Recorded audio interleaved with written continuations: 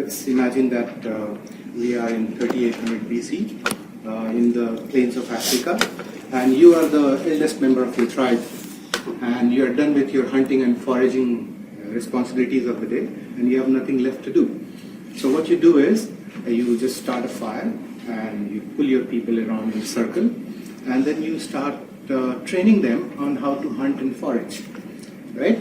There are chances that some of them will start snoring very soon, and some will probably just look blankly in the sky and wondering about the stars, and some might vanish to be hunted that night by some predator. So you learn your lesson. Next day, you repeat the same thing. You start a fire, you bring the people to sit around, but this time you don't start with your training session. What you do, you start with the tribal song and dance to pep up the energy, and then you start with stories. Stories, those trainings wrapped as stories. The stories about how you hunted that deer, the stories about how you find that cherry tree, the stories about what is beyond that river or what is beyond that mountain. If you are able to evoke some emotions like curiosity or sadness or fear or courage or laughter, then you have completed your mission. You have achieved your goal. You have transferred the information and experience from yourself to your people and increasing their chances of survival. So, before the written language, before the time we learned to write anything, story was the only medium to pass information from one generation to another. Have you ever seen any animals telling stories to others? Probably no. You might have seen them talking to each other or using grunts and some sign language, but they don't tell stories. Stories are what makes us human, right? Storytelling can be divided into 4 ages. Yeah, the first stage is the Stone Age. This is what I talked about. Typically before 3500 BC, we learned proper spoken language at around 100,000 BC, and then we started talking verbally. So this was the age where the storytelling and information passing was mostly verbal, and there were some pictorial representation as well in terms of diagrams in the cave. So that was the first age. Then we moved on to the second age. We started learning language, the written language. And the first story that was written was the story of Gilgamesh by Sumerians around 2800 BC, around 3000 BC.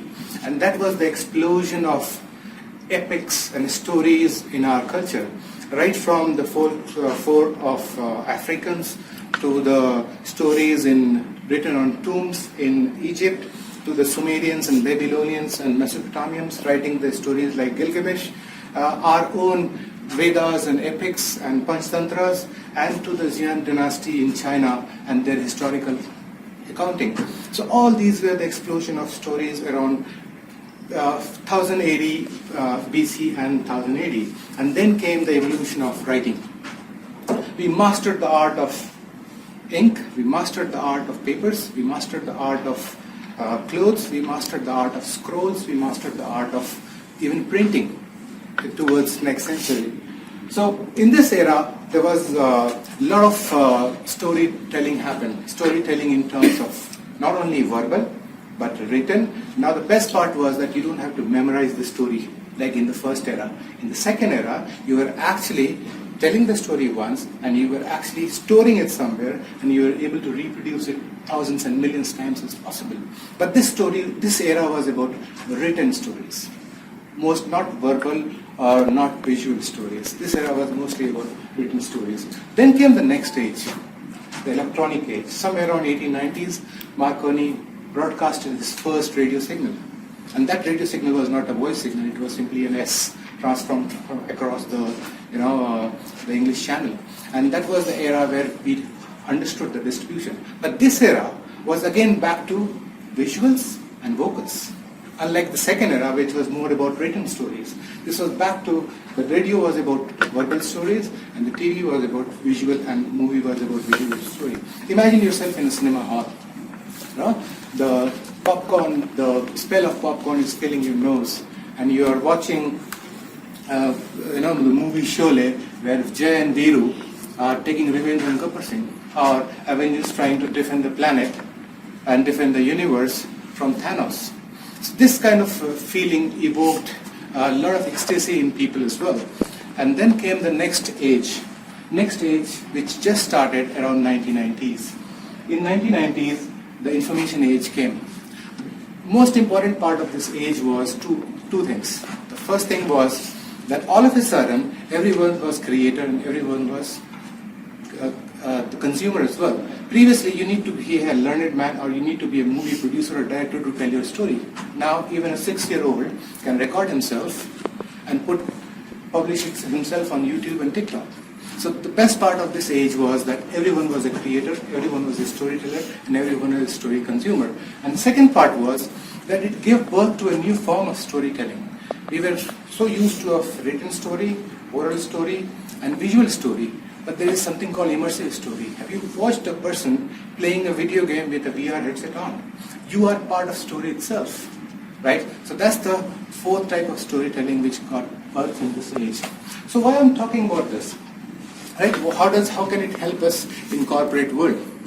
In corporate world, it is very, very clear that to become a leader, you need to become a storyteller.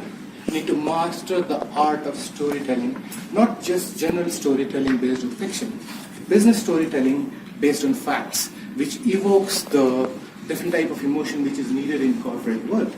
So when you have your next meeting, instead of reams of slides and reports, you better start with a story. When you go home today, tell a story to your family and feel the connection. We have evolved over thousands of years telling story, carving our lives. So connect with stories, tell stories, story on. Thank you.